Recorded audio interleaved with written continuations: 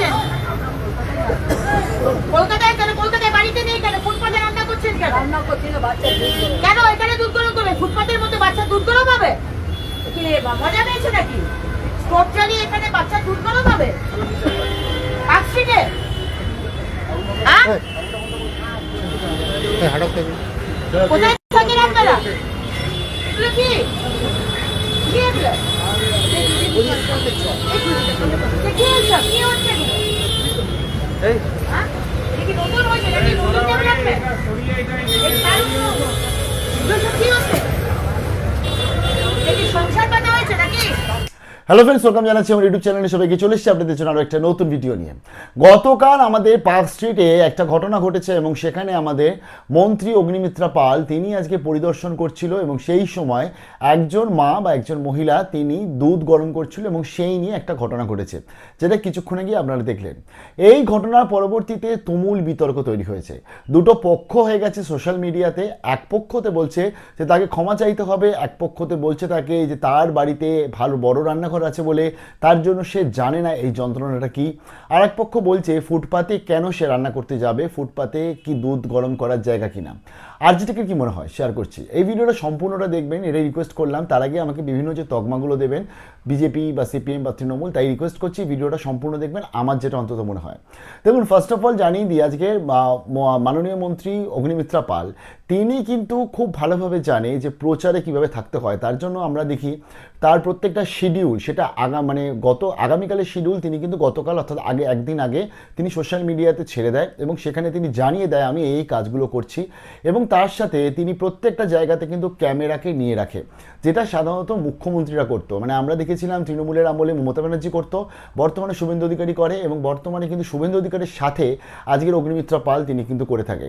দেখবেন তার প্রত্যেকটি প্রচার, প্রত্যেকটি জায়গায় তিনি যেখানে যাচ্ছেন বা না যাচ্ছেন সেখানকার কিন্তু তিনি একটা ভিডিও একটা পোস্ট করে। এবং তার সাথে আজকে মুখ্যমন্ত্রী যেরকম তার টোটাল সব কটা ভিডিও পোস্ট করে, ইনক্লুডিং প্রেস কনফারেন্সগুলোকেও পোস্ট করে, আমাদের কিন্তু মাননীয় মন্ত্রী এই সব কটা জিনিস করে থাকে। আলটিমেটলি এর মাধ্যমে তিনি সমাজে অর্থাৎ সোশ্যাল মিডিয়াতে বিশেষ করে কানেক্ট করতে চায়, যেভাবে আজকে বড় বড় নেতারা হয়। এবার দেখুন এখানে আজকে তা বলে এটা অনেকেই দৃষ্টিভঙ্গিতে ভাবে যে তার ফলে কি মুখ্যমন্ত্রী আর তার সাথে আজকে অগ্নিমিত্রা পাল এরাই কি কাজ করছে, বাকিরা কি কাজ করছে না? বাকিরাও তাদের নিজের ডিপার্টমেন্টে কাজ করছে। লাইক দিলীপ ঘোষ, তিনি যে কাজগুলো করে যাচ্ছেন এবং তিনি খুব দরকার ছাড়া কিন্তু সোশ্যাল মিডিয়া বা কোথাও কোনো সেরকম মেসেজ তিনি দেন না।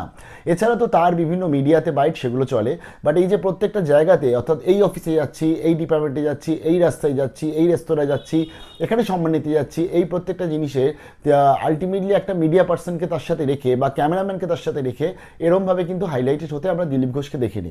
এছাড়া রাজ্যের অন্যান্য মন্ত্রীদেরও আমরা সেরকমভাবে দেখিনি। এবং এক্ষেত্রে দাঁড়িয়ে আছে অগ্নিমিত্রা পাল, তিনি কিন্তু প্রথম থেকেই সোশ্যাল মিডিয়াতে নিজেকে কানেক্ট করে রেখেছে। তার জন্য তার ফ্যান ফলোয়ার অনেক বেশি এবং তার জন্য তাকে অনেকেই বলে যে মুখ্যমন্ত্রী পরবর্তীতে কাজ করছে যদি কেউ, সেটা হচ্ছে অগ্নিমিত্রা পাল। এটা সমাজ মাধ্যমে অনেকে বলে থাকে।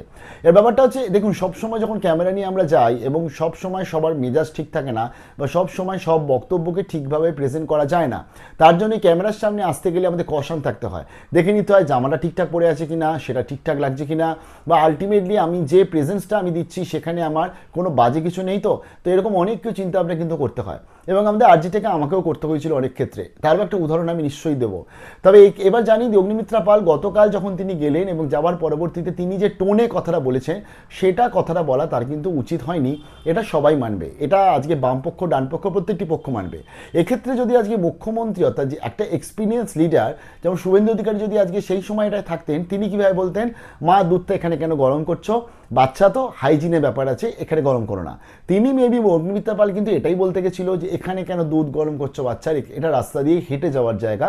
বাট সেটা তিনি যে টোনে বলেছেন সেই সময় তার মেজাজ কীরকম ছিল, বা সেই সময় যেহেতু একটা মন্ত্রী তার প্রচুর কাজ থাকে, তো তার ফলে তার কীভাবে তিনি সেই সিচুয়েশনটাকে হ্যান্ডেল করবে, সেই সময় যে টোনে কথাটা বা থ্রোতে কথাটা বলেছে সেটা শুনতে অনেকেরই ভালো লাগেনি, সেটা আমাদেরও ভালো লাগেনি। তবে এই ক্ষেত্রে তিনি যে কথাটা বলেছেন সেই কথাটা বাস্তবের সাথে কি মিল? আজকে প্রথমত জানাই, আজকে যারা এই সেকেন্ড পক্ষ রয়েছে অর্থাৎ যারা বলে বেড়াচ্ছে, বলছে যে তাদের আজকের বিভিন্ন কবিতা লেখা শুরু হয়ে গেছে এই নিয়ে, এবং তারা জানাচ্ছে যে আজকে এই সমস্ত মানুষদেরকে এরকমভাবে ব্যবহার করা উচিত নয়। তাদের এই বিষয়ে আমি অন্তত একমত, এদের সাথে এইভাবে ব্যবহার করা উচিত নয়। বাট তার সাথে আমি এটাও একমত যে রাস্তাটা কিন্তু আলটিমেটলি রান্নাবান্না করার জন্য নয়। আপনারা অনেকেই জানেন এবং আমরা ছোটোবেলা থেকে দেখে আসছি বিভিন্ন আজকে কলকাতার আমাদের বড় বড় রাস্তা তার ঠিক পাশেতে অনেক কটা বাচ্চারা রয়েছে এবং সবথেকে বড় কথা অনেক মারা যারা এই ভিডিওটা দেখছে তার বা বাবারা যারা তখন তার বাচ্চাকে স্কুলে নিয়ে যায়, সরকারি স্কুল পড়ুক বা বেসরকারি স্কুলে পড়ুক, সে এবং সেই যখন দেখে যে রাস্তার পাশে কতগুলো বাচ্চা এরকমভাবে একটা জামাকাপড় পরে আলুথালু জামাকাপড় পরে এবং তারা পড়াশোনা না করে সেই সময় তারা খেলে বেড়াচ্ছে বা দুষ্টুমি করে বেড়াচ্ছে অথবা কারোর থেকে টাকা চাইছে এসে, তাদের সবার খারাপ লাগে, আমাদের সবার খারাপ লাগে। আমাদের একটাই মনে হয় সামনের বাচ্চাটাকে স্কুলে পড়াচ্ছি, তার এই বাচ্চারা যদি স্কুলে পড়তো খুব ভালো হতো, তবে ইনিশিয়েটিভ কে নেবে এবং ইনিশিয়েটিভ নেওয়ার পরবর্তীও সেটা সাকসেস কত অবধি হয়। আজকের এই যে রাস্তায় যে সমস্ত বাচ্চারা থাকছে অথবা যার যে পরিবারগুলো থাকছে এদের মধ্যে অনেকেই আছে তার অভাবে থাকে, কিন্তু বেশিরভাগই থাকে কিন্তু স্বভাবে। আমরা এরকমও দেখেছি যে তলাতে দোকান করে দিয়েছে পিডব্লিউডি ল্যান্ডে এবং ওপরে একতলা বাড়ি করে দিয়েছে তারা। সেই বাড়িটা মানে সেই বাড়ির মধ্যে এমন কিছু নেই, এরকম মানে সব কিছু আছে সেই বাড়িতে, ফ্রিজ থেকে শুরু করে টিভি থেকে শুরু করে সব কিছু তাদের মধ্যে অ্যাভেলেবেল এবং তারা কিন্তু সেখানেই বসবাস করছে, তলাতে দোকান করে দিয়েছে। আজকের আমি এরম উদাহরণ প্রচুর রয়েছে, আমি জায়গার নাম বলছি না, আপনারা আমার থেকে ভালো জানেন। তবে তখন থেকে মনে হয় বাবা এখানে তো খুব ভালো, ফুটপাথটা দখল করে তারা কিন্তু ওপরে বাড়ি করে সেখানেই থাকছে এবং ধরতে গেলে পাখা থেকে শুরু করে টিভি ফ্রিজ সব কিছু তাদের অ্যাভেলেবেল রয়েছে। এসি আছে কিনা সেটা আমি জানি না, বা থাকলেও থাকতে পারে। এয়ার কুলার তো আছেই মনে হয় অনেকের ফ্যামিলি, অনেকে এরকম অন্তত যারা রয়েছে। এবার দেখুন এখানে অভাব এবং স্বভাব যখন বলছিলাম, তাহলে এখানে প্রথম প্রশ্ন চলে আসে যে আজকে দিনমজুর খাটে দেখাতি, মানে যারা ধরতে গেলে আজকে দিনমজুর খাটে দিন আরে দিন খায়, যাদের ধরুন 200-300 টাকা মোটামুটি ইনকাম করে তারা, তা তাদের ফ্যামিলি এরকমও অনেক আছে যারা কিন্তু ওই 200-300 টাকা ইনকাম করছে এবং তাদের বাড়িতে থাকার জায়গা নেই, তারা ওই 1000-1500 টাকার যে রুম, অর্থাৎ যে রুমেতে সেরকম সব কিছু ব্যবস্থা নেই বা আপনাকে ধরতে গেলে ফ্রেশ হতে মানে আপনাকে বাথরুম করতে যেতে হবে কমন জায়গাতে, এরকমও মানুষ আমরা জানি যে যারা কিন্তু ওই মানে কলকাতার যে আমাদের পাবলিক যে টয়লেটগুলো থাকে সেখানে যায় সকালবেলাতে, তাদের ওটাই বাধা ধরা, কারণ ওটাই তাদের বাথরুম করার আলাদা জায়গা নেই। আবার এরকমও আছে তাদের একটাই কমন জায়গা যেখানে ধরতে গেলে 30টা ফ্যামিলি একসাথে রয়েছে, তাই তারা সেভাবে কিন্তু অ্যাডজাস্ট করে রয়েছে। অর্থাৎ এরকম ধরনের গরিব মানুষও কিন্তু রয়েছে, মানে আমরা এবং এরা দিন আনে দিন খায়, এরা 200-300 টাকা করে মাসে মানে প্রত্যেক দিন ইনকাম করে যে, এবং বর্তমানে যে দ্রব্যমূল্যের অবস্থা, তো সেখানে দাঁড়িয়ে এবং প্লাস তারা কিন্তু ওই মাথাটাকে সিদ্ধাটাকে সোজা রেখে মাথাটাকে উঁচু রেখে তারা ভাড়া বাড়িতে কোনো ক্রমে নুন ভাত খেয়েও তারা কিন্তু রয়েছে এবং সেখানে থেকে তারা আনন্দের সাথে রয়েছে। আর সেখানে দাঁড়িয়ে আজকে ফুটপাতে আমরা যদি দেখি অনেক মানুষ তারা কিন্তু ওরকমই তাদের ফ্যামিলিতে বড় বড় ছেলেরা রয়েছে বা ইয়ং জেনারেশন রয়েছে এবং তারা ইজিলি কাজ করতে পারে, সেখানে না গিয়ে তারা নেশাতে নয় ডুবে যাচ্ছে, নয় তাদের আলটিমেটলি যে কাজটা করছে সেই কাজটা থেকে তাদের যে ইনকামটা আসছে বা যা হচ্ছে সেটা তারা সংসার চালাচ্ছে এবং তারা জানে যে আমার দাদু ছিল, তার ঠাকুরদা ছিল এই জায়গাতে, আমিও থাকবো এবং আমার পরবর্তী আমার ছেলেরাও এই জায়গাতে থাকবে। এই অভাবের যারা, এই স্বভাবের যারা রয়েছে না ফুটপাত দখল করে থাকে, তাদের দিকে আমার মনে হয় প্রিভিয়াস সরকারও চেষ্টা করেছিল একবার, মমতা ব্যানার্জিও চেষ্টা করেছিল, বাট করতে পারিনি লাস্ট অবধি। এই সরকার যদি করতে পারে সেটা দেখার, বাট এটাও একটা বড় ব্যাপার। আজকের যারা বিশেষ করে বামপক্ষ তরফ থেকে যেটা আসছে বা আজকে তৃণমূলের তরফ থেকেও যেটা আসছে, কুণাল ঘোষও দেখেছিল যে এরা তাহলে থাকবে কোথায়। তো তার জন্য আজকের আমরা দেখেছি, বিদেশ দেখেছি বা আমাদের দেশেও দেখেছি অনেক রাজ্যে এবং আমাদের ওয়েস্ট বেঙ্গল থেকেও আমরা দেখেছিলাম যে আজকে, এবং যদি দেখি যেটা এদের জন্য থাকার জন্য কোনো গভর্নমেন্ট কোয়ার্টার বা গভর্নমেন্টের তরফ থেকে কোনো রকম ধরুন সাবসিডি দিয়ে কোনো রকম কিছু যদি করা যায়, তাহলে এরা যদি শিফট করে যায় এবং সেখানে গিয়েও দেখবেন 100 জনের মধ্যে 90 জন বলবে শিফট করবো না, 90 জন বলবে আমরা রাস্তাতেই থাকবো। তো এরকম মানসিকতাও কিন্তু মানুষজন প্রচুর রয়েছে। অবভিয়াসলি আজকের রাস্তার বা মানে রাস্তার মধ্যে ধুলোবালির মধ্যে বাচ্চার দুধ গরম করা এটা একদমই উচিত নয়, কারণ সেখানে একটা হাইজিনের ব্যাপার থাকে। একটা বাচ্চার দুধ গরম করতে গেলে তাকে অনেক কিছু চিন্তা ভাবনা করতে হয় একটা মাকে, কিন্তু তার থাকার জায়গা নেই বলে সে সেখানে করছে, এটাও আপনারা অনেকে বলতে পারেন। তো তার জন্য আমার মনে হয় যে যার বাচ্চাটা রয়েছে বা যে ফ্যামিলির এটা রয়েছে তাদের তরফ থেকে ইনিশিয়েটিভ নিয়ে নিজের পায়ে দাঁড়ানোর চেষ্টা তাকে করতে হবে এবং সেটা দিন আনে দিন খাই যদি করে থাকে সেভাবেও সে এগোতে পারে। অগ্নিমিত্রা পাল যে কথাটা বলেছে, যে টোনে কথাটা বলে, যে কথাটা ঠিক না হলেও একদিকে কথাটা কিন্তু আমরা সাপোর্ট করি অন্তত, যে রাস্তায় বসে সত্যিকারের বাচ্চার দুধ গরম করাটা কিন্তু উচিত নয়। ইটস মানে আনহাইজেনিক প্লেস, এটা বাচ্চার শরীর খারাপ হতে পারে। এবং আরও একটা ব্যাপার হচ্ছে এখানে, এটাও একটা বড় ব্যাপার যে আপনি যখন রাস্তা থেকে তাদেরকে সরে যেতে বলছেন, তাদের জন্য পুনর্বাসনের ব্যবস্থাও আপনাকেই করতে হবে, সেই চিন্তাভাবনাও আপনাকে রাখতে হবে এবং তার জন্য আপনাকে কাজ করতে হবে। তো এবং এখানে আমি বলছিলাম না যে এক্সপিরিয়েন্সটা একটা অ্যাকচুয়ালি মন্ত্রী এবং আনএক্সপিরিয়েন্স মন্ত্রী। দেখুন এক্সপিরিয়েন্স মন্ত্রী যেমন ধরুন হচ্ছে শুভেন্দু অধিকারী, এক্সপিরিয়েন্স মন্ত্রী তিনি অলরেডি অনেক কটা নির্বাচনে জিতে এসছে, অনেক কটা নির্বাচন দেখে এসছে, অনেক কটা এবং সরকার দেখে এসছে।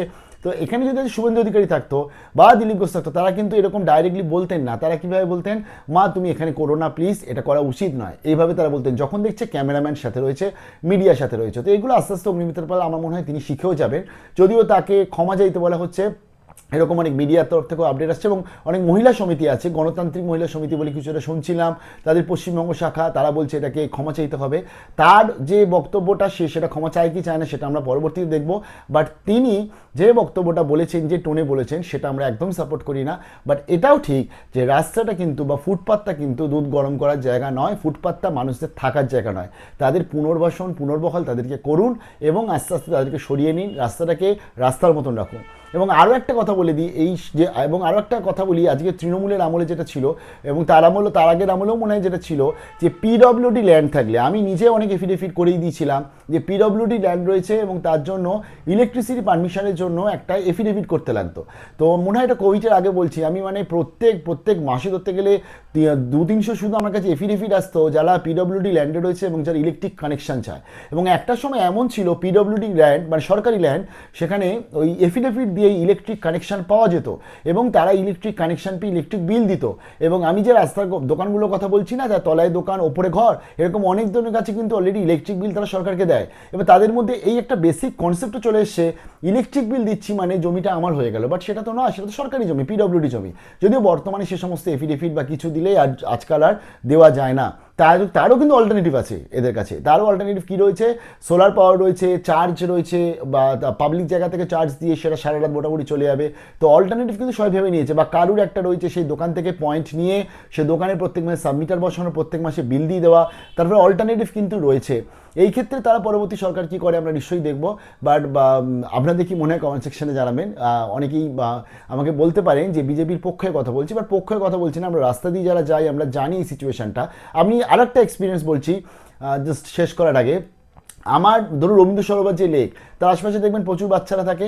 তো সেখানে আমরা যখন যেতাম, সে বাচ্চাগুলো আমাদেরকে বলতো যে 20 টাকা দিন, 10 টাকা দিন, আমরা এটা খাবো। আমরা যদি বলতাম যে আমরা কিনে দিই, অনেক বাচ্চা বলতো না কিনে দিতে হবে না, টাকাটা দিন আমি পরে খেয়ে নেবো। অনেকে, আমি একদিন কানে হেডফোন দিয়ে গান শুনছি, আমাকে বলছে একটা হেডফোন দেবে, গান শুনবো।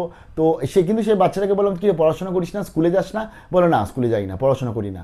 এবং আলটিমেটলি এই বাচ্চাগুলোকে নিয়ে যদি পড়াশোনাতে যদি ফেরানো যায়, তাহলেই কিন্তু এই টোটালি ব্যাপারটা উঠবে। অর্থাৎ দাদুর মানে ওয়ারিশান সূত্রে ফুটপাত, যে দাদু পেয়েছে, বাবা পেয়েছে, তার নাতি পাচ্ছে, তার ছেলে পাচ্ছে, এইভাবে যে ব্যাপারটা চলছে, এই অন্ধকারটা থেকে বেরোতে পারবে একটাই জিনিসের জন্য, সেটা হচ্ছে এডুকেশান, পড়াশোনার জন্য। তার ফলে পুনর্বাসন সব কিছু হোক, তার সাথে কিন্তু পড়াশোনাটা খুব ইম্পর্টেন্ট।